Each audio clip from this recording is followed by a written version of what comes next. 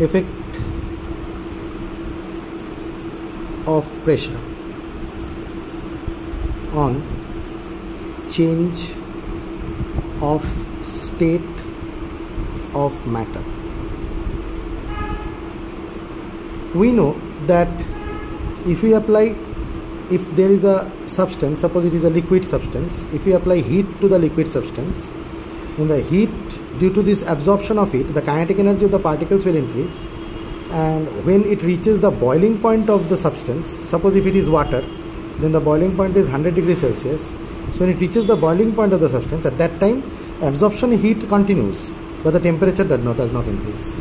At that time, what happens is all the particles start going into the vapor phase and it starts boiling. The boiling occurs, this phenomena means when we apply heat to a particular substance, then the kinetic energy of the particles of the substance increases because heat is absorbed. That heat energy is absorbed by the particles and their kinetic energy is increased. When the kinetic energy of the heat of the kinetic energy of the particles is increased, it goes into the kinetic energy increased. Now why the kinetic energy is increasing? Because the heat is getting supplied into the molecules in the form of kinetic energy. Now after some time, what will happen? Then the boiling point, it will reach its boiling point. It will reach its boiling point means enough of kinetic energy will be increased. After that, the heat that will be absorbed will not get converted into the kinetic energy. It will be used to increase the intermolecular distance. Suppose the intermolecular distance was this much, it will be used to break the intermolecular force of attraction and hence increase the intermolecular distance, because it is changing its state right now. And this happens at a particular temperature. If this happens for boiling, it is known as boiling point. If this happens from solid to liquid change, it is known as melting point. These are all things we have learned. Right or wrong? It is known as, if it happens from solid to liquid change, it is solid is there. It changed from solid to liquid. It is known as melting point. Is this clear to you? So the basic fact is this, that okay, the boiling and melting is occurring. Okay. Now opposite is also true. Okay, suppose for example, we can take example of ice, water and water vapor. Right or wrong? So from ice to water, heat will be absorbed at 100 degrees Celsius. At 0 degrees Celsius. From water to water vapor at 100 degrees Celsius, heat will be absorbed. From water vapor to water at 100 degrees Celsius, heat will be released. Because in water vapor, the particles are far from each other. In water vapor state. In water state, what will happen? The particles will come closer to each other. The particles will come closer to each other. When the particles will come closer to each other, it will, now again the intermolecular force of attraction will be established and hence the heat will be released. Are you getting my point? So when the heat will be released, that heat will be released during condensation. That is condensation. Okay. And when water to ice will occur, at that time also at 0 degrees Celsius only, heat will be released. Right or wrong? So ice to water, water to water vapor, water vapor to water, water to ice. So this we know. We know that ice to water is known as melting, so it is melting point. Again, water to ice is freezing, so this is freezing point. Melting point and freezing point is same. Also remember that when melting occurs, the ice gets converted into water until and unless the entire amount of ice that is present will get converted entirely into water. Suppose 30 kg of ice is there, so if that doesn't get converted into, up till and unless that it gets converted into 30 kg of water, it will remain in 0 degrees Celsius. It will not increase its temperature. Is this clear to you? In the same way, when water gets converted into ice and freezing occurs, the water will, if suppose you have taken 2 kg of water, it will get converted into 2 kg of ice. It will get converted into 2 kg of ice, and the 2 kg of ice, until and unless the entire water gets converted into entire amount of ice, it will continue to have 0 degrees Celsius only. Is this clear to you? So this amount of heat that is being either absorbed or released during either melting or freezing, two reverse processes at 0 degrees Celsius, is known as latent heat of fusion or latent heat of freezing. Again, this is not this also will be the same theory. Going into the vapor phase by absorbing latent heat. This is known as latent heat of vaporization, and this is known as latent heat of condensation. However, latent heat of freezing is equals to the latent heat of melting. In the same way, latent heat of vaporization is equals to the latent heat of condensation. Not only the temperature point is equal or same, the amount of heat released and absorbed is also same in the reverse processes, because these are reverse processes.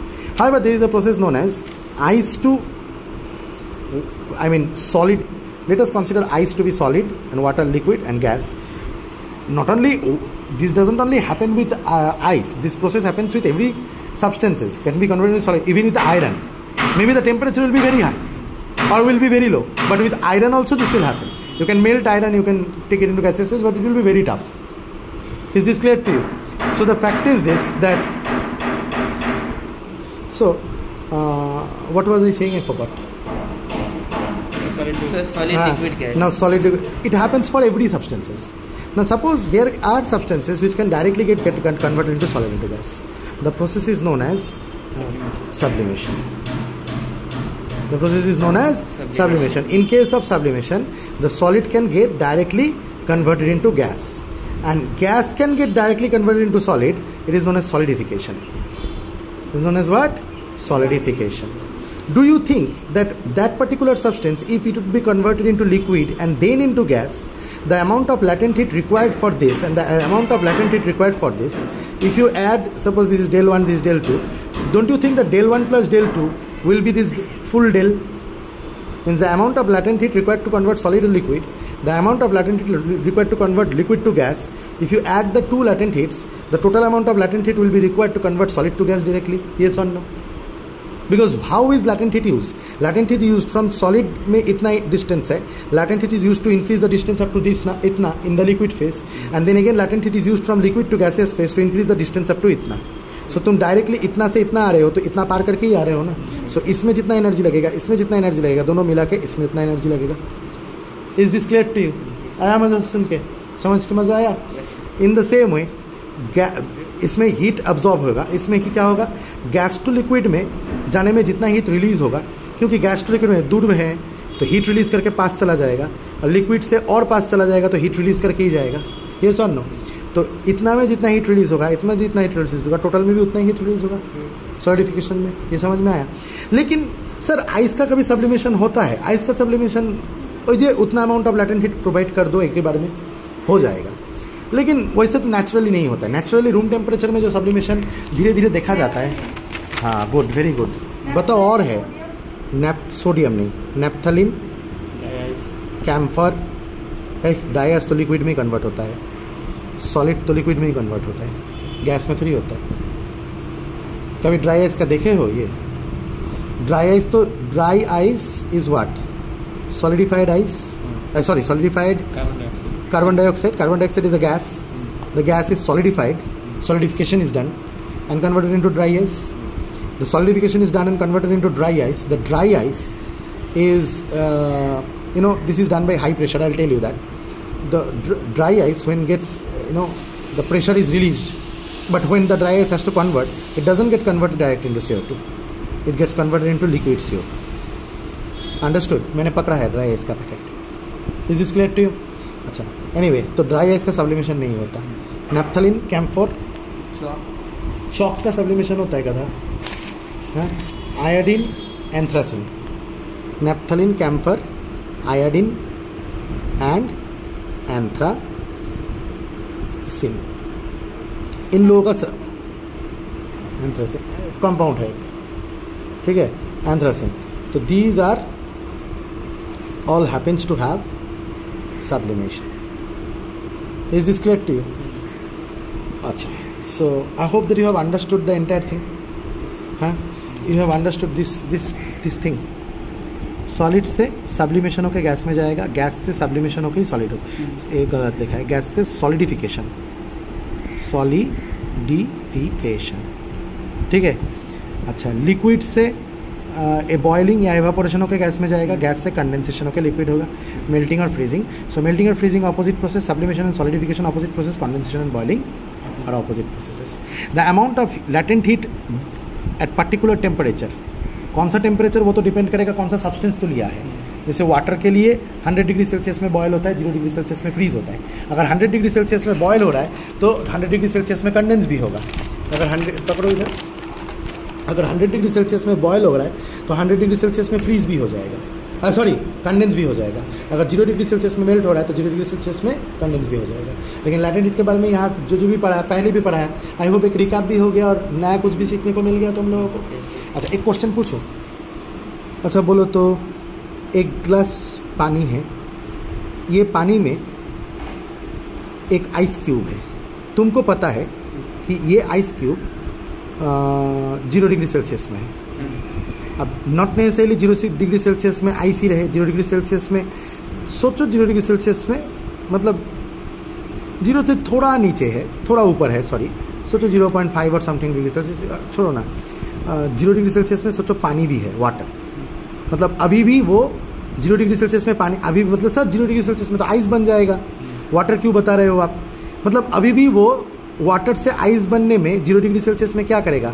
Heat release करेगा, latent heat, right और wrong? या absorb करेगा, release करेगा। हाँ, तो और ये ice भी तो 0 डिग्री सेल्सियस में वाटर में बनता है, फिर भी तो एज आइस मिलता है ना, राइट और रॉन्ग? मतलब यहाँ पे मेरे एग्जाम्पल में कंफ्यूजन ये हो सकता है कि सर आप बता रहे हो 0 डिग्री सेल्सियस में आइस है, ये मान लेना मेरे लिए इजी है, लेकिन अभी आप बता रहे हो कि 0 डिग्री सेल्सियस में वाटर है, सॉरी 0 डिग्री सेल्सियस में वाटर है, ठीक है, ये मैं कैसे मान लूँ? अरे तो आइस मान रहा है, वाटर क्यों नहीं मानेगा? क्योंकि 0 डिग्री सेल्सियस में आइस से वाटर बनता है कि नहीं बनता है? ठीक उसी 0 डिग्री सेल्सियस में, जिसको हम मेल्टिंग कहते हैं, उसी 0 डिग्री सेल्सियस में वाटर से आइस बनता है, जिसको हम लोग फ्रीजिंग कहते हैं। अभी भी मेल्टिंग और फ्रीजिंग स्टार्ट नहीं हुआ है, दोनों 0 डिग्री सेल्सियस में है। ये जितना, ये 3 ग्राम ऑफ वाटर है, ये 3 ग्राम ऑफ आइस है। अब एक ग्लास ऑफ पानी है, एक ग्लास ऑफ पानी है, दोनों रूम टेम्परेचर में है। मैंने आइस ग्लास 2 में डाल दिया और वाटर 0 डिग्री सेल्सियस का ग्लास 1 में डाल दिया। बोलो तो कौन ज़्यादा जल्दी ठंडा होगा? ये ग्लास कि ये ग्लास? Ice 1 number 2। क्यों? क्योंकि यहाँ पे आइस जाएगा, ठीक है, और यहाँ पे 0 डिग्री सेल्सियस में पानी गया। पानी एक बार 0 डिग्री सेल्सियस में, अगर ये रूम टेम्परेचर सोच 25 डिग्री सेल्सियस में है, अगर एक बार चला गया तो पानी भी, अब पानी को क्या करना है? हीट रिलीज करना है, राइट? हीट रिलीज करके आइस बनना है, राइट और रॉन्ग? तो वो 25 डिग्री सेल्सियस में वो खुद 0 में है और एनवायरनमेंट 25 में है, तो उसको हीट रिलीज करने में क्या प्रॉब्लम है, राइट और रॉन्ग? और वैसे भी अभी वो पानी के साथ मिलके पानी का कैरेक्टरिस्टिक्स ले लेगा, लेकिन पानी के साथ मिलने से और आइस तो नहीं बनेगा ना। लेकिन तेरे को अगर पानी को आइस बनाना होता, तेरे को उसको 0 में ही कुछ देर रखना होता, क्योंकि कुछ देर रखता तो 0 डिग्री सेल्सियस से टेम्परेचर नहीं बढ़ता। ऐसे ही तो होता है ना लैटेंट हीट। जब 0 डिग्री सेल्सियस से तू देखता कि अरे टेम्परेचर तो बढ़ नहीं रहा है, तो जो हीट ये रिलीज कर रहा है वो हीट जा कहाँ रहा है, तब मैं बोलता कि वो हीट इंटरमॉलिक्यूलर स्पेस डिक्रीज करने में काम आ रहा है और वो आइस में बदल रहा है।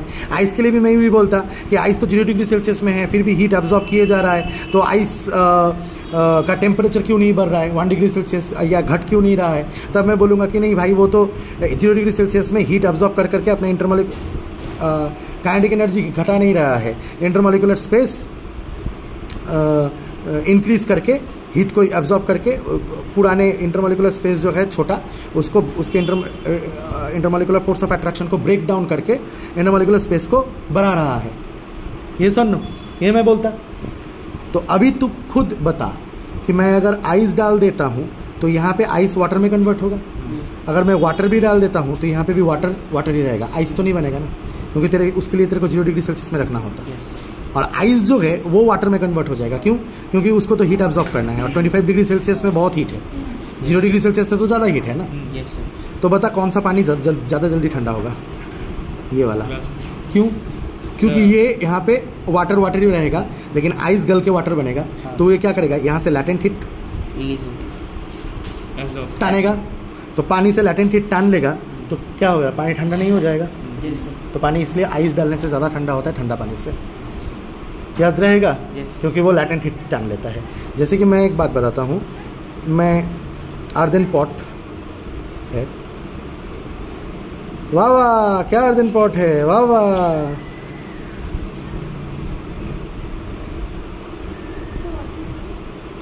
अर्दन पॉट স্যার এখানে বরফ सुन ना दिले शट अप अर्दन पॉट में छोटे छोटे डॉट्स रहते हैं क्योंकि वो मिट्टी से बना हुआ है छोटे छोटे छोटे छोटे छोटे छोटे पोर्स रहते हैं मज़ा क्या आता है बोल तो अर्दन पॉट में तो पानी रख हाँ पानी है अर्दन पॉट में हाँ रूम टेम्परेचर में पानी है या ज़्यादा टेम्परेचर में पानी है हाँ वो पानी पॉट से निकल के पॉट के बाहर के पॉट के जो पोर्ट्स है हाँ। पोर्ट से निकल के बाहर के सरफेस में आ जाएगा हाँ या फिर तू खुद भी बाहर से पानी दे सकता है दिखता है ना कि छातू का दुकान में इसको लाल कपड़ा से बांध के रखता Yes. है हाँ এরকম করে বেঁধে রাখে লাল কাপড় भेजा कपड़ भी ভেজা কাপড় Yes. ভিজা থাকে ওটা। हाँ सो क्यों क्योंकि बाहर को अगर भिगो देगा तो बाहर का जो पानी है वो एवापोरेट करके जब जाएगा Yes, sir. ठीक है तो वो लैटेंट हीट एब्जॉर्ब करेगा हाँ। लेकिन उसके पास है रुको उसके पास लैटेंट हीट है कहाँ से एब्जॉर्ब करेगा ये जो अंदर में घड़े में पानी है हाँ। वहाँ से एब्जॉर्ब करके जाएगा हाँ। और अंदर का अर्दन पॉट क्या कर रहा है लैटेंट हीट सप्लाई कर रहा है हाँ। भाई मेरे बाहर का पानी एवापोरेट हो रहा है मेरे को लैटेंट हीट देने दो तो खुद क्या हो जा रहा है अंदर का पानी ठंडा ঠান্ডা। इसीलिए अर्दन पॉट में पानी ठंडा रहता है आया मजा স্যার ফুচকা তো হয় অনেক हाँ ফুচকা। आया मजा कि नहीं आया Yes, sir. समझ में आया कि नहीं आया হ্যাঁ। हाँ तो ये हो गया স্যার আমি বলছি যে এই পটের মধ্যে তুমি বরফ দিলে তাড়াতাড়ি ঠান্ডা হবে নাকি ঠান্ডা জল দিলে পটের মধ্যে বরফ দিলেই হবে সেম হ্যাঁ জল কোথায় রাখতেছিস তার উপর কি নির্ভর করে এখানে তো অন্য কিছুই বুঝাইলাম আর কি বুঝাবো বলে দিচ্ছি আচ্ছা হ্যাঁ সাপোজ ধর তোকে আমি 100 ডিগ্রি সেলসিয়াসে বয়লিং ওয়াটার তোর গায়ে ঢেলে দিলাম নীলাঞ্জনা খুব হাসতেছে তো মজা আ গিয়া শুনকে নীলাঞ্জনা আর কে হাসতেছে ও তাই তো হ্যাঁ, ধর 100 ডিগ্রি সেলসিয়াসে বয়লিং ওয়াটার নীলাঞ্জনার গায়ে ঢেলে দিলাম আর 100 ডিগ্রি সেলসিয়াস আর এই যে কী নাম এটার অরিগনোকে 100 ডিগ্রি সেলসিয়াসের স্টিম দিয়ে কারণ কি যখন কনডেন্স করে ওয়াটার যখন ভেপরে কনভার্ট হয় হ্যাঁ। ভেপারটাও তো 100 ডিগ্রি সেলসিয়াসেই থাকে না সেম থাকবে ভেপারটা যে আছে ও তো 100 ডিগ্রি সেলসিয়াসেই আছে হ্যাঁ yes or no yes sir ভেপারটাও 100 ডিগ্রি সেলসিয়াস আছে তো ভেপারটা 100 ডিগ্রি সেলসিয়াসে যখন আছে তো ভালো কথা ভেপারটা 100 ডিগ্রি সেলসিয়াসে আছে এই ভেপারটা দিয়ে অরিগনোর গা দিয়ে পাস করা দিছি হ্যাঁ ঠিক আছে কারণ কমপ্লিটলি যখন ওয়াটার ভেপারে কনভার্ট হবে না ততক্ষণ তো টেম্পারেচার বাড়বে না না 100ই থাকবে যতক্ষণ না ফুল সাবস্টেন্সটা কনভার্ট হয়ে যায় Yes. Is this clear to you তাহলে 100 ডিগ্রিতে থাকবে তাহলে বল অরিগনোর গা দিয়ে এটা পাস করা দিছি 100 ডিগ্রি সেলসিয়াস স্টিম হ্যাঁ। বল তো কার গা বেশি জ্বলে যাবে অরিগনোর অরিগনোর। কেন স্টিম কারণ স্টিমে কি হবে না কেন স্টিম ইজ তাহলে প্রশ্নই করি why is steam more dangerous than boiling water being at the same temperature heat release করবে না হিট রিলিজ করবে কি স্টিম হ্যাঁ, স্টিমের absorb মধ্যে করবে। না স্টিমের মধ্যে হ্যাঁ ওয়াটার থেকে অ্যাবজর্ব করে তো হ্যাঁ, স্টিম হয়েছে তাই তো স্টিম কনডেন্স করবে ভাবতেছিস তোর গা দিয়ে তাহলে না স্যার গায়ে পড়লে তো ব্যাপারটা হচ্ছে যে অলরেডি ওয়াটার থেকে যখন স্টিমে কনভার্ট হয়েছে 100 ডিগ্রি সেলসিয়াসে ওয়াটারের মধ্যে কি ল্যাটেন্ট হিট ছিল কিন্তু ওই ল্যাটেন্ট হিটটা ওয়াটার অ্যাবজর্ব করে ভেপারে কনভার্ট হয়েছে তাহলে হ্যাঁ। ভেপারের মলিকিউলসের মধ্যে ল্যাটেন্ট হিট প্রেজেন্ট আছে হ্যাঁ আছে কি নাই ওই ল্যাটেন্ট হিটটা এক্সট্রা আছে না তোর মানে তুই যতই 100 ডিগ্রি সেলসিয়াসে স্টিম থাকুক যতই 100 ডিগ্রি সেলসিয়াসে ওয়াটার থাকুক 100 ডিগ্রি সেলসিয়াসে স্টিমের হিট কন্টেন্টটা বেশি তাই না কারণ ল্যাটেন্ট হিট এক্সট্রা আছে এর মধ্যে নাই না। এই ল্যাটেন্ট হিট ওয়াটার থেকে ল্যাটেন্ট হিট অ্যাবজর্ব করে স্টিমে আসছে হ্যাঁ। তাহলে স্টিমের বেশি জ্বালানোর ক্ষমতা থাকবে না একদম ইজ দিস ক্লিয়ার ইয়েস বুঝতে পারলি মজা পেলি পড়ে হ্যাঁ। Understood yes so in the next video will learn about evaporation এগুলা তো আগেও আমি পড়াইছি আজকে না। রিভাইজ করে দিলাম ঠিক আছে